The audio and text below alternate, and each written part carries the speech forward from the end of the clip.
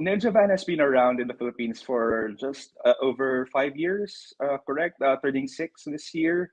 Now, can you describe the experience competing with other big names in the courier and logistics sector, especially now that everyone's, trying to keep up with customer demand?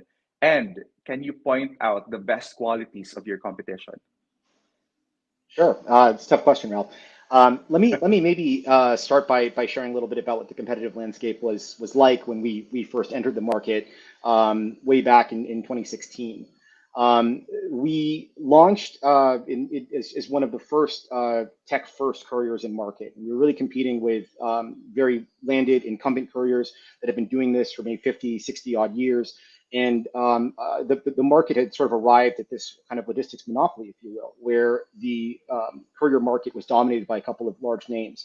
So it was quite a tall order for us coming in as a neophyte courier, if you will, to set up from scratch and slowly open these stations and expand our coverage and customer set.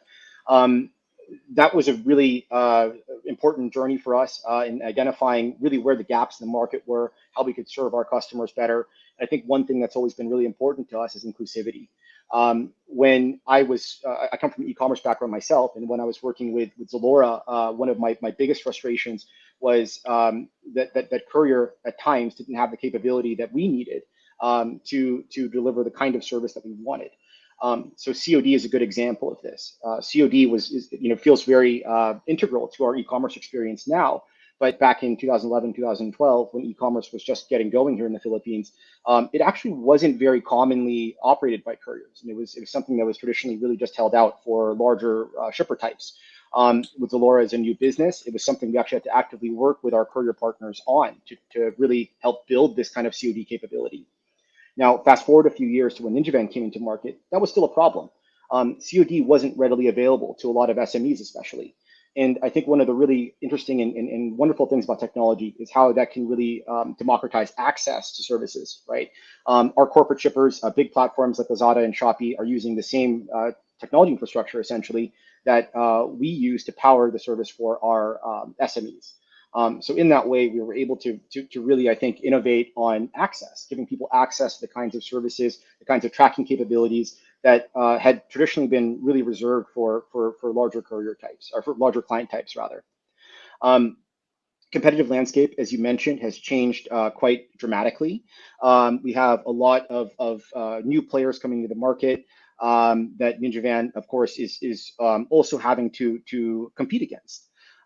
That being said, I believe that we've really fought for our seat at the table. I think that NinjaVan is very well entrenched. We play a key role in many shipper portfolios, and we found ways to bring our technology solutions to service more client types. For example, the banking industry, where we have been able to add a lot of value to how card deliveries and these more secure delivery types need to be conducted, including allowing ourselves to capture some of the important personal information.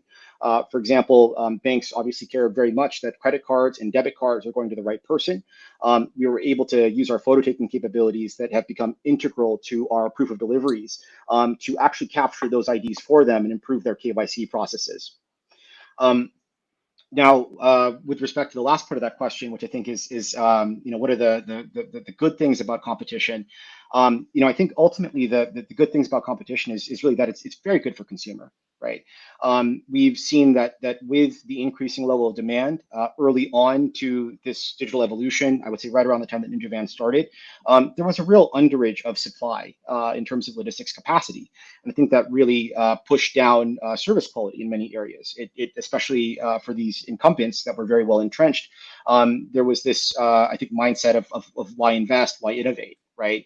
And competition really has spurred a change in behavior, a change in investment for all couriers to have to maintain a very high level of service in order for us to remain competitive in the market, in order for us to be preferred by customers and by shippers.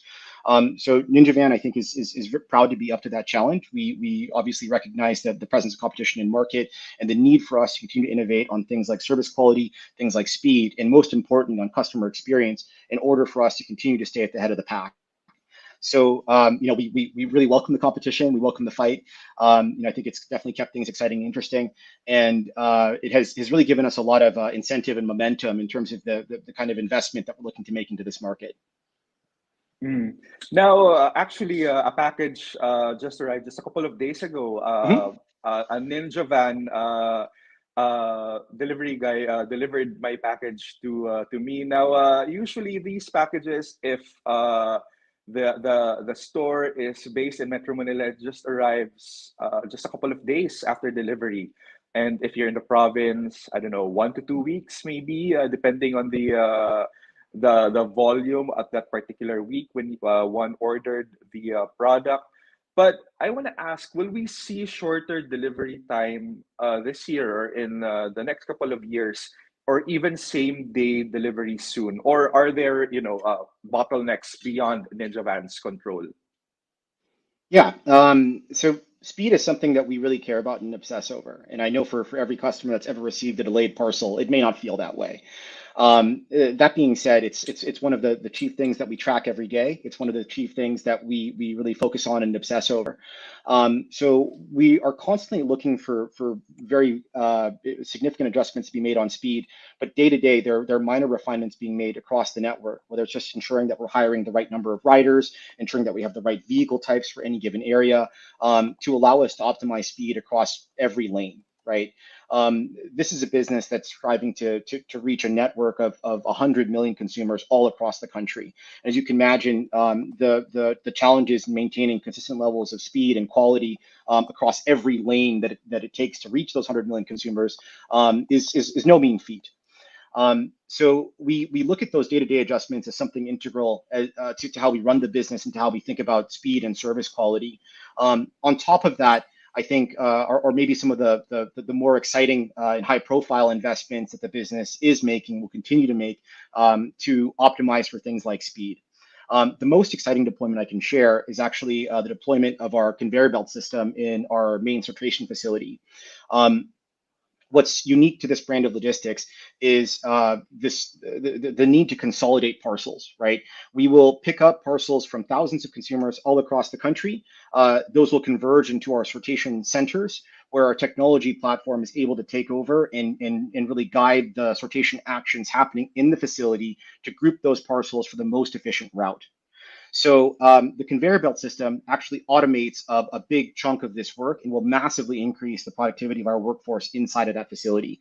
I look at it as the most powerful and advanced tool that we can deploy, and it is by far the most powerful and advanced tool of its kind currently available in the market.